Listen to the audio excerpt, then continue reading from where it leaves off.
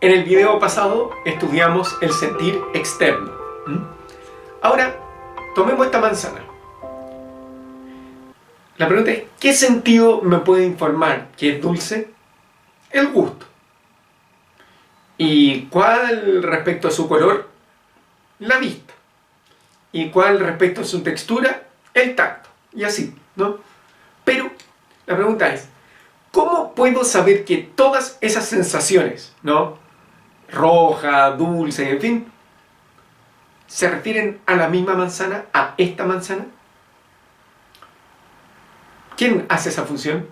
No puede ser la vista, porque a ella, a la vista, no se le destaca el sabor, no se le destaca el dulce, ni tampoco el gusto, porque el gusto no identifica el color, el rojo. Entonces, uno me podría decir, mira Andrés, son varios conjuntamente. Claro, pero ¿qué es aquello que une lo que le presentan los sentidos externos, no? Y Aristóteles va a pensar que tiene que ser otro sentido con esa función. Así, Aristóteles va a hablar de un sentido común, koiné aistesis, ¿no? Un sentir común. Es decir, se va a tratar de un sentido que tiene como función reunir las diferentes sensaciones captadas por los sentidos externos. ¿Para qué? Para formar un objeto, una manzana. A este acto se le llama percepción, que es distinto a sentir sensaciones, rojo, fin, dulce, ya. O sea, si no tuviéramos una función que unificara lo que captan los sentidos externos, viviríamos, si se fijan, en una rapsodia de sensaciones. O sea, no percibiríamos nada, teníamos color, olor, sabor, en fin, pero no habrían objetos, ¿no? Entonces, ese es el primer sentido interno, sentido común, para unificar las sensaciones en un objeto percibido. Ahora, hasta ahí bien, pero veamos, por ejemplo, el movimiento de la manzana. ¿Sí? La pregunta es, ¿cómo puedes saber que la manzana que está acá es con la que comenzaste? La idea es la siguiente. En cada instante de tiempo voy reteniendo los instantes anteriores de manera tal que pueden ser incorporados a los posteriores. Por eso, por ejemplo, podemos seguir el sentido de las palabras. ¿Por qué? Porque retenemos el final de las palabras, o sea, lo que estaba diciendo al inicio. Si no, escucharíamos puros ruidos. O sea, una radio, cuando uno la prende rápido y la apaga rápido, ¿no? Termina apareciendo como un ruido que no tiene ningún sentido, no tiene ninguna dirección, ¿no? En cambio, si la dejo encendida, puedo escuchar palabras, oraciones, una melodía. ¿Por qué? Porque hay un cierto retener o representar lo vivido actualmente y anticiparse imaginativamente a lo que viene. Chino, ¿cierto? Ya. Hagamos el siguiente experimento y espero que quede más claro. Bien, el experimento que vamos a hacer para entender la configuración perceptiva, es decir, esta función de la imaginación mediante la cual le da continuidad a la experiencia sensible, o todos los objetos temporales, que todas las experiencias sensibles son temporales, es el siguiente. Fijémonos en la siguiente frase. Colo-Colo es el mejor equipo de fútbol de Chile. Ahora analicemos. Fijémonos que cuando digo Colo-Colo es el mejor equipo, cuando digo equipo, si nos fijamos, ya no está presente Colo-Colo. No estoy pronunciando la palabra, ¿no? Entonces, pero de alguna manera uno diría, pero de alguna manera está presente, porque si no, no haría ningún sentido la palabra equipo, porque uno dice, ¿equipo qué? ¿Qué estáis hablando de qué? ¿Mm? De alguna manera está presente. Entonces, lo que va a pensar Aristóteles es que uno la está reteniendo, ¿no? Eh, que es distinto de recordando. ¿Por qué? Porque si ponemos atención, cuando diciendo equipo, no estoy recordando Colo Colo. Es distinto el acto de conciencia. De hecho, un acto de recordar es como que yo te dijera, ¿cuál fue la frase que te dije? Claro, ahí tú tendrías que recordar, pero cuando uno retiene es distinto, es cuando uno dice Colo Colo es el mejor equipo de fútbol de Chile, el mejor cuando voy en Chile, lo estoy reteniendo, no lo estoy recordando. Lo estoy reteniendo porque si no, no haría ningún sentido la frase, ¿no? Entonces es distinto. Entonces, para que haya continuidad en la experiencia sensible y haga sentido, ¿no? Como por ejemplo, el volar de una pelota de fútbol, ¿no? Eh, debo retener en el presente las experiencias pasadas, ¿no? Eh, o las percepciones pasadas. Es decir, debo ser capaz de representarlas, volverlas a presentar en el presente, porque si no, este vuelo de pelota no haría ningún sentido. Uno diría, de repente aparecería la pelota, ¿no? Y uno dice, ah, no, va ahí, ¿no? ¿Cierto? Eh, bueno, pero lo interesante es que no solo hay una retención de la experiencia sensible, es decir, tener en el presente un volver a presentar aquello percibido anteriormente, sino también que hay una anticipación a lo que vendría, ¿no? Eh, ¿En qué sentido? Por ejemplo, el vuelo de la pelota, cuando vas volando una pelota de fútbol, constantemente nos estamos representando o anticipando estados futuros. Es decir, lo que le va a pasar a la pelota, suponte que acá acá, de alguna manera nos anticipamos acá de lo que iría a ocurrirle acá. ¿Y esto para qué? Para que haga sentido. ¿Mm? Por eso nos llamaría tremendamente la atención de que una pelota así de fútbol fuera volando así y de repente desaparece. ¿Por qué te llama la atención? Porque, claro, frustraría la expectativa de anticipación de que iba a avanzar, de que había una pelota de fútbol, de que, en fin. Y por eso, bueno, es que a uno le llama la atención cuando una persona se desafina o, eh, o en fin, hay llanto, ¿no? Un compás rayado, ahí se me cae el carnet, pero ya, ¿no?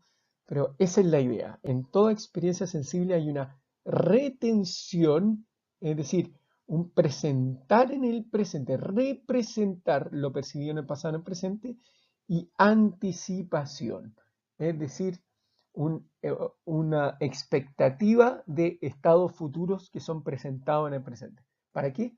Para que haga sentido y tenga continuidad la experiencia sensible. Es decir, en ambos casos, tanto en el retener como en el anticipar, se hace de algún modo presente aquello que no está aún. ¿Y qué implica eso? Bueno, que uno constantemente va a estar proyectando en la experiencia sensible construcciones de su propia imaginación. De hecho, a este fenómeno de configuración perceptiva, en el que uno termina proyectando imágenes para dar continuidad a la experiencia espaciotemporal, se le denomina en la psicología contemporánea, o sea, no este fenómeno, sino que hay una corriente de la psicología contemporánea que estudia esto, que se le llama la Gestalt. O sea, miremos las siguientes imágenes. ¿eh? Ese triángulo, usted lo está completando, no está ahí, sino que, y en fin, ¿no? Claro, uno en ellas, de algún modo, las completa, ¿no? Estas imágenes. Bueno, y esta va a ser, naturalmente, que la base de los test proyectivos en psicología, por ejemplo, como el Rorschach, en el cual la persona, con sus respuestas, ¿qué está haciendo?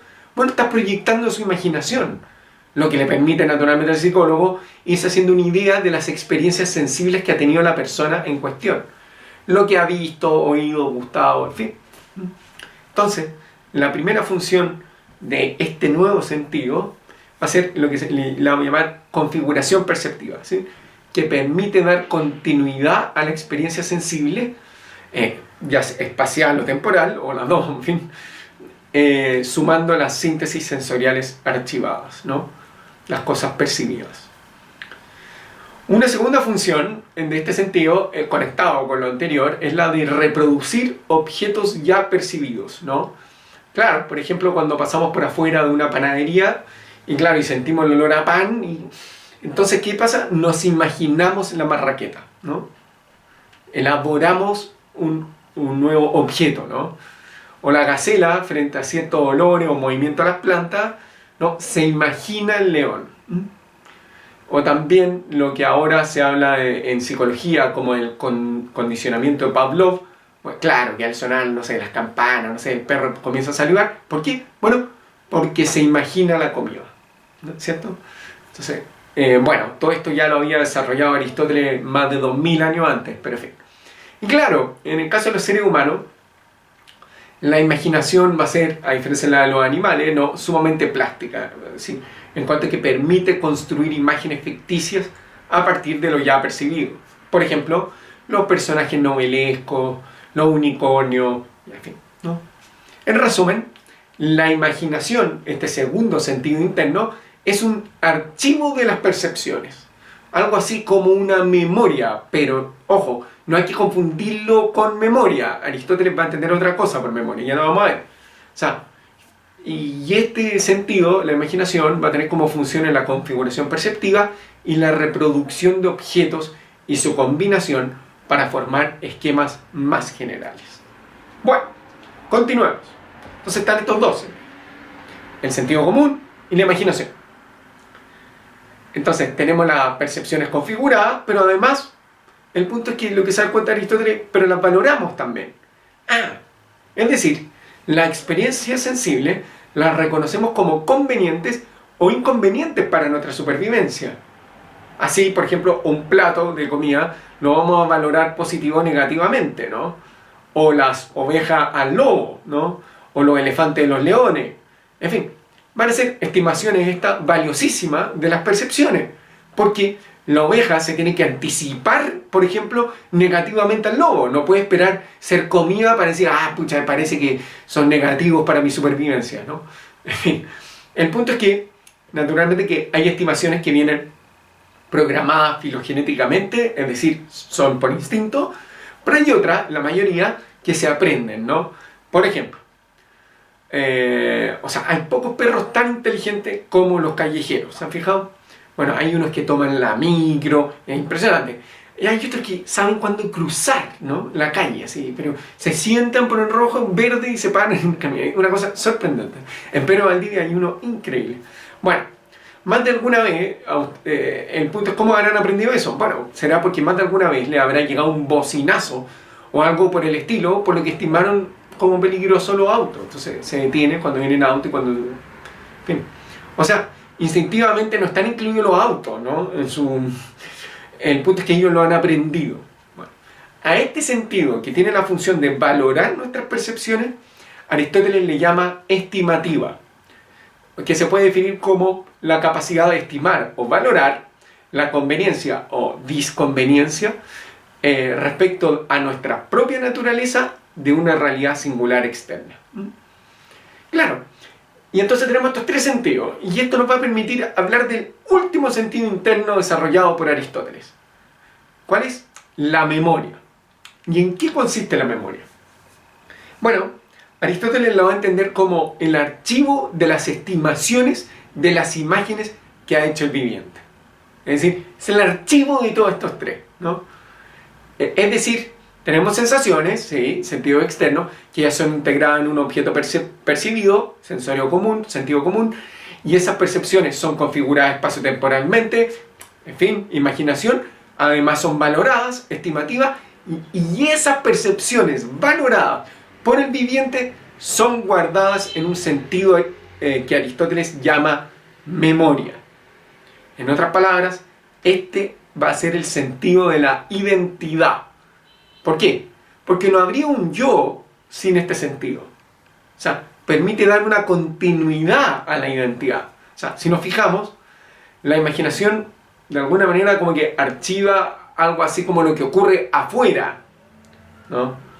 En cambio, la memoria son mis valoraciones de aquello interior vivido, bueno, si generalmente, por el viviente, ¿no?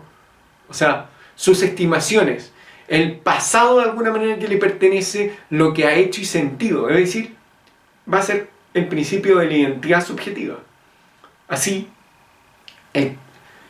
si el tiburón, el elefante, en fin, el perro, no tuvieran memoria, no tendrían identidad, no tendrían ninguna noción de ellos mismos, ¿no? de su posición en el mundo, quiénes son sus enemigos, sus valoraciones, etcétera, etcétera. Ya, y entonces con eso concluimos los sentidos internos para Aristóteles. ¿Cuáles son? Sentido común, imaginación, estimativa y la memoria. Muchas gracias.